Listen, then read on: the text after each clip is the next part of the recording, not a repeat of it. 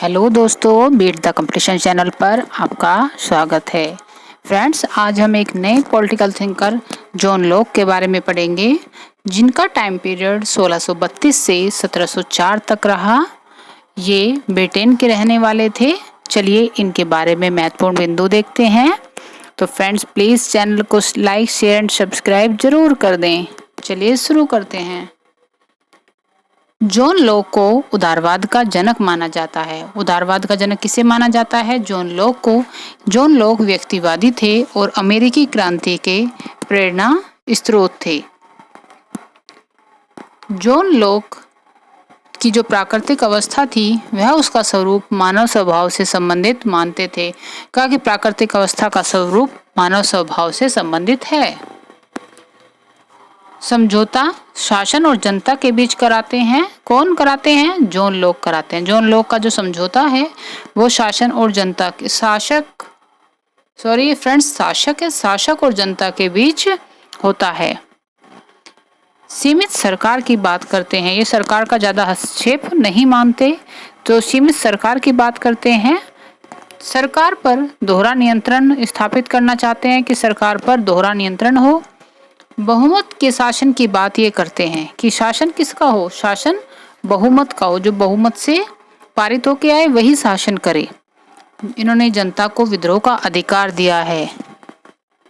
Next point की तरह है, मैकफर्सन ने लॉक की प्राकृतिक अवस्था को प्राकृतिक शांति अवस्था कहा। तो लॉक की जो प्राकृतिक अवस्था थी उसे प्राकृतिक शांति अवस्था कौन कह रहे हैं? मैकफर्सन कह रहे हैं। सामाजिक समझौते के अंतर्गत जनता संपत्ति के अधिकार को छोड़ देती है। जॉन लॉक के अनुसार जब सामाजिक समझौता होता है तो उसके अंतर्गत जनता को क्या छोड़ना पड़ता है? संपत्ति के अधिकार को छोड़ना होता है। नेक्स्ट देखते हैं, दैवीय अधिकार का खंडन करते हैं। ये अपनी जो इनकी पुस्तक थी शासन पर 2 निबंध, उसमें इन्होंने दैवीय अधिकार का जो है खंडन किया है। ये सरकार के 3 अंग बताते हैं, विधायिका, कार्यपालिका और न्यायपालिका। सरकार को 3 अंगों में बांटा, विधायिका, कार्यपालिका और न्यायपालिका। इबस्तीन ने कहा है उदारवाद की आत्मा सर्वाधिक श्रेष्ठ रूप में जॉन लॉक में प्रतिष्ठित हुई। तो ये कोटेशन काफी इंपॉर्टेंट है फ्रेंड्स, याद रखिएगा। नेक्स्ट देखते हैं पॉइंट, लॉक ने दर्शन का सर्वाधिक शक्तिशाली तत्व व्यक्तिवाद को माना। लॉक व्यक्तिवादी हैं, तो वह सबसे ज्यादा महत्वपूर्ण किसे मानते हैं? व्यक्तिवाद को मानते हैं। व्यक्ति को सर्वोपरि रखते हैं। जॉन लॉक व्यक्ति को 3 अधिकार सौंपते हैं, जीवन, स्वतंत्रता व संपत्ति। 3 अधिकार कौन कौन से हैं जॉन लॉक के? जीवन, स्वतंत्रता और संपत्ति। जॉन लॉक 2 समझौतों की बात करते हैं। एक समझौते में राज्य का निर्माण होता है, दूसरे में सरकार का गठन होता है। तो इन्होंने 2 समझौते की बात की है। एक में राज्य का निर्माण होगा और सेकंड में सरकार का गठन होगा। इनकी अध्ययन पद्धति अनुभववादी व विवेकवादी है। तो इनके अध्ययन पद्धति को याद रखेंगे, कैसी है? अनुभववादी और विवेकवादी। लॉक के राज्य का उद्देश्य संपत्ति की रक्षा है। तो लॉक के अनुसार सिर्फ राज्य का क्या उद्देश्य है होना चाहिए? उन जो व्यक्ति हैं उनकी संपत्ति की रक्षा करना ही राज्य का उद्देश्य होना चाहिए। मैकफर्सन ने लॉक को पूंजीवाद का जन्मदाता कहा। तो कौन कह रहे हैं पूंजीवाद का जन्मदाता? पूंजीवाद का जन्मदाता कह रहे हैं मैकफर्सन। किसे कहा है? लॉक को। सामान्य बुद्धि का दार्शनिक माना जाता है लॉक को। लॉक को क्या माना जा रहा है? सामान्य बुद्धि का दार्शनिक माना गया है।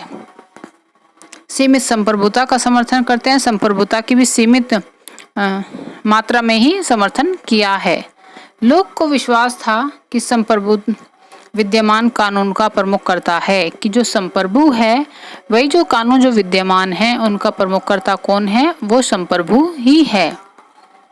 लॉक की प्राकृतिक अवस्था पूर्व राजनीतिक थी। जो प्राकृतिक अवस्था थी वह राजनीति से भी पहले थी। तो लॉक की राजनीतिक जो प्राकृतिक अवस्था है वो पूर्व राजनीतिक थी, मतलब उसमें कोई भी राजनीतिक व्यवस्था नहीं थी। इन्होंने जो अपना सामाजिक अनुबंध बताया है उसका सही क्रम देखते हैं।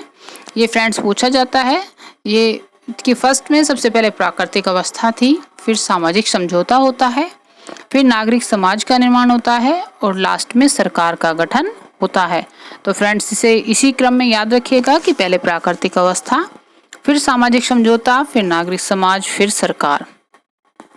लॉक ने संवैधानिक शासन, संसदीय शासन और शक्ति पृथक्करण के सिद्धांत की नींव रखी। लोग राज्य को साधन और व्यक्ति को साध्य मानते हैं। लोग ने राज्य को क्या माना है? साधन माना है और व्यक्ति को साध्य माना है।